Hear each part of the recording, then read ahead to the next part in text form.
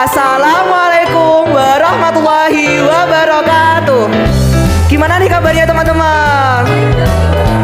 Alhamdulillah ya teman-teman. Nah, kita tuh dari kelompok 1. Nah, sebelum mulai praktikum, enaknya kita kenalan dulu gak sih? Perkenalkan, nama saya Rizky Aramadoni dari absen 29 sebagai ketua. Perkenalkan, nama saya Lina Udara Pamukas dari absen 19 sebagai anggota. Perkenalkan, nama saya Kofifah Gita Pertiwi nomor 11 sebagai anggota. Perkenalkan, nama saya Avalina Putri Maranata dari absen 8 sebagai anggota. Nah, jadi kita di sini akan melakukan percobaan sel volta, yaitu mengubah energi kimia menjadi energi listrik. Yang kedua yaitu sel elektrolisis, mengubah energi listrik menjadi energi kimia. Kira-kira berhasil nggak ya?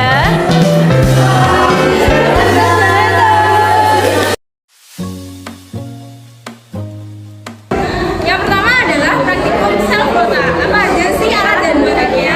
Yang pertama ada bahan yaitu 4 lemon, 5 kabel buaya, pisau, dan papan. Lalu kemudian ada 4 koin, 4 lampu, ring, dan solatif. Mari kita praktikum. Step yang pertama adalah membuat segitiga sayatan pada lemon. Kemudian kiri saya, Saya pick up yang kedua nomor absen 14. kemudian di pojok kiri ada Kemudian tancapkan koin pada sayatan lemon.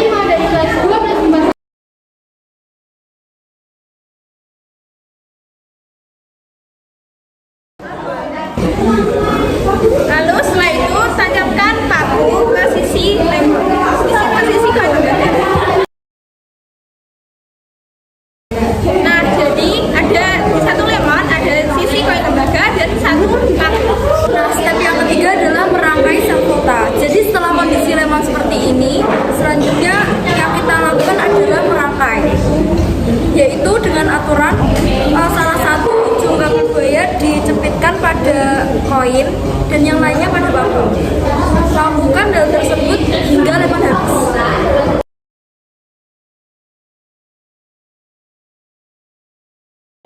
Agar rangkaiannya tidak lepas, lakukan pengeleman pada kabel buaya dengan papan.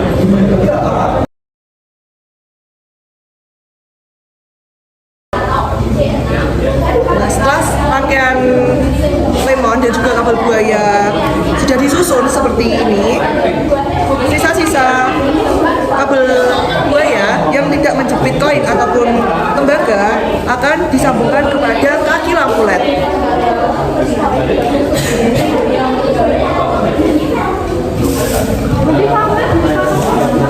Tunggu beberapa saat agar lampu menyala. Apabila lampu menyala, berarti praktikum sel volta sudah dikatakan berhasil. Kesimpulan, yaitu di dalam lemon terdapat cairan zat asam atau H+.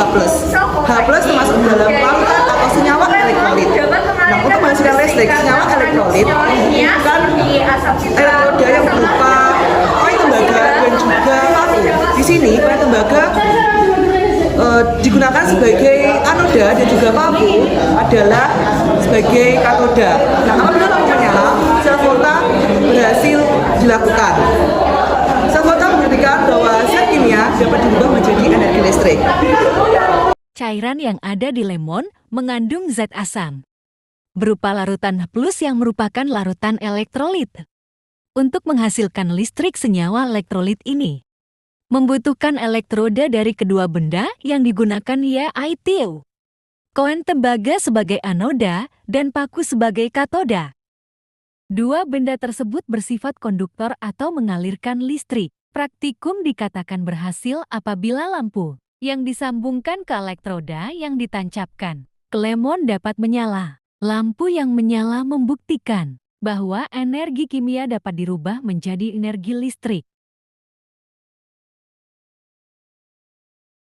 Nah, untuk percobaan yang kedua adalah percobaan sel elektrolisis. Di sini kita membutuhkan alat dan bahan. Yang pertama, alat. Alat yang dibutuhkan adalah Pertama, kita butuh statif dan juga klem. Kemudian kemudian ada gelas ukur, kemudian ada gelas kimia, kemudian ada tabung U, dan juga gelombang tetes. Kemudian kita juga membutuhkan alat tetes, baterai, dua buah kabel buaya, kemudian ada juga elektroda karbon, dan yang terakhir adalah lampu. Itu bahannya. Yang pertama ada larutan CuSO4. Kemudian ada juga larutan KI. Kemudian kita juga membutuhkan kertas lantus dan indikator universal. Nah, itulah alat dan bahan yang dibutuhkan dalam percobaan yang kedua, yaitu percobaan sel elektrolisis. Selanjutnya adalah langkah kerja. Jadi yang pertama adalah untuk uji apakah larutan CuSO4 ini termasuk basa atau asam. Jadi yang pertama adalah ambil 3 tetes larutan CuSO4 lalu teteskan pada plat tetes.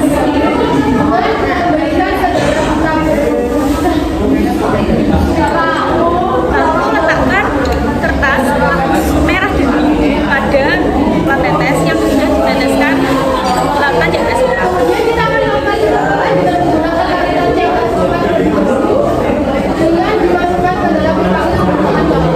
Tunggu beberapa saat hingga terjadi perubahan warna pada kertas merah dan biru. Dan hasil dari kertas lampu yang berubah yaitu adalah kertas lampu biru berubah menjadi warna merah. Maka dapat disimpulkan bahwa larutan CuSO4 ini yaitu adalah asam. Ambil 60 ml larutan CuSO4, lalu masukkan ke dalam tabung U.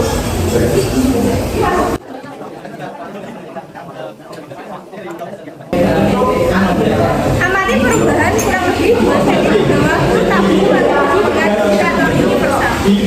Kemudian jepitkan tabung U pada klem.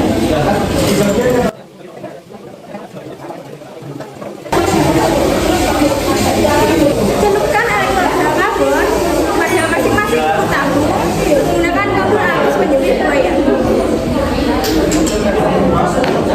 Lakukan elektrolisis dengan menggunakan elektroda karbon dengan baterai melalui kabel buaya selama 10 menit. Setelah 10 menit berlalu, ambil elektroda. Dengan pipa tetes, ambil beberapa tetes. Lalu tuangkan ke plat tetes.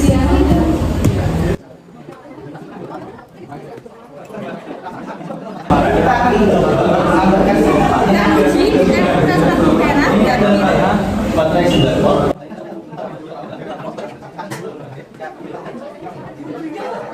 Beberapa saat, amati perubahan pada warnanya. Kemudian masukkan indikator universal pada pipa dan lihat hasilnya.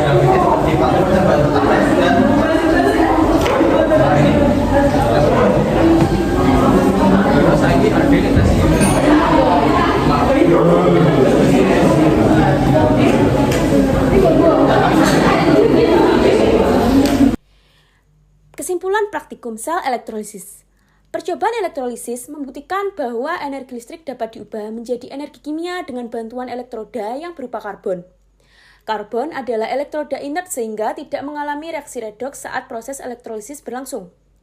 Elektroda sendiri terbagi menjadi 2, yaitu katoda yang bermuatan negatif dan anoda yang bermuatan positif. Di katoda terjadi reaksi reduksi, sedangkan di anoda terjadi reaksi oksidasi. Pada elektrolisis larutan CuSO4, pada katoda terjadi reduksi Cu2+ yang menghasilkan endapan Cu. Hal ini dapat diamati ketika karbon pada katoda berubah warna menjadi kecoklatan. Sedangkan pada anoda terjadi oksidasi H2O yang menghasilkan gas oksigen. Hal ini dapat diamati ketika karbon pada anoda terdapat gelembung-gelembung di sekitarnya. Reaksi yang terjadi yaitu sebagai berikut. Pada katoda, Cu2+ plus 2 emin menjadi Cu. Pada anoda, 2H2O menjadi 4H+, plus 4E plus O2. Selanjutnya adalah elektrolisis dengan menggunakan larutan KI. Yang pertama, kita perlu mengetahui sifat dari larutan KI dulu. Nah, untuk mengetahuinya, kita menggunakan dua indikator. Yang pertama, indikator kertas lapis merah dan biru, dan yang kedua adalah indikator universal. Untuk indikator kertas lapis dan biru, tata caranya adalah dengan meneteskan 3 tetes larutan KI ke dalam 4 tetes. Nah, untuk selanjutnya, larutan KI yang sudah diteteskan pakai bahan tetes dimasukkan kertas lapis biru dan juga kertas lapis merah. Untuk selanjutnya adalah tunggu hingga kertas lapis berubah warna dan tunggu beberapa saat. Nah, setelah kita tunggu beberapa saat, ternyata di sini kertas lapis biru tidak menunjukkan perubahan warna dan juga kertas lapis merah tetap menjadi merah. Berarti sifat dari larutan KI adalah netral. Ujian sifat yang selanjutnya adalah dengan menggunakan indikator universal. Namun sebelum itu, pasangkan dahulu pipa U ke dalam lem dan statif. Pastikan pipa U terpasang dengan kencang. Yang selanjutnya, Kemudian tuangkan larutan KL ke dalam pipa U. dengan bantuan menggunakan corong.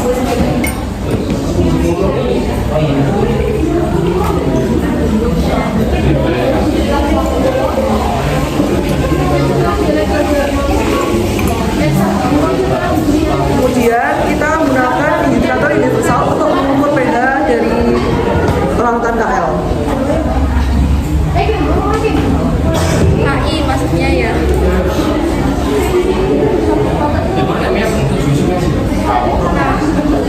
Lalu di sini terjadi perubahan warna yang menunjukkan pH dari larutan KI, yaitu memiliki pH 7 yang berarti KI bersifat netral.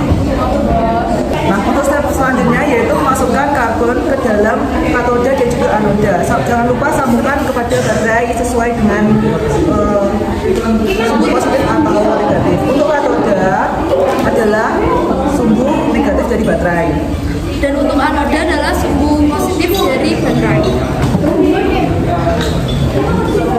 Setelah dicelupkan, tunggu agar larutan tersebut bereaksi selama 10 menit. Nah, setelah 10 menit, lihatlah perubahan warna yang terjadi pada larutan KI. Pada larutan katoda, di sini terjadi gelembung-gelembung udara yang merupakan prediksi dari H2O. Kemudian, di sini terjadi oksidasi senyawa I, sehingga di sini terjadi perubahan warna.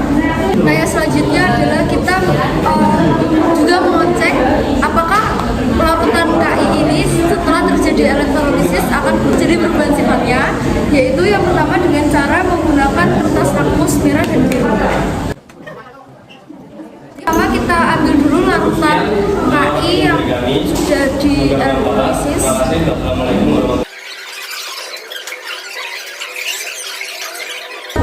Nah, setelah itu tunggu beberapa saat.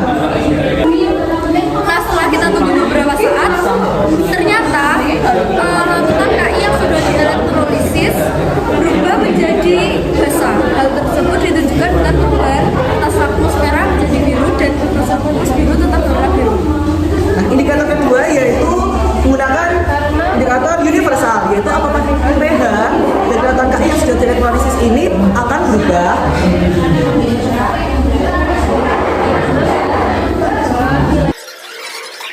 Nah, untuk indikator universalnya di sini didapatkan pH dari larutan KI yang sudah dielektrolisis yaitu 13, menunjukkan bahwa sifatnya menjadi basah.